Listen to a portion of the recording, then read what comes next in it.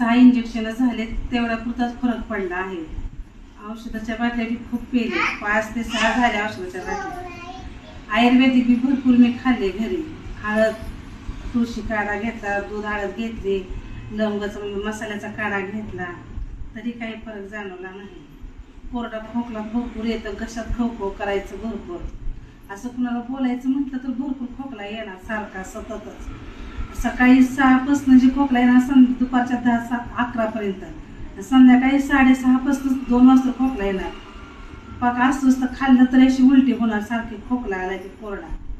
आणि भरपूर इंजेक्शन जाऊन तरी काही फरक पडला नाही. पुण्यामध्ये आले आणि भारती कोळे यांच्याकडून ॲक्युप्रेशर याच्यातून मला 5 दिवस झाले पूर्ण खोकला थांबलेला आहे.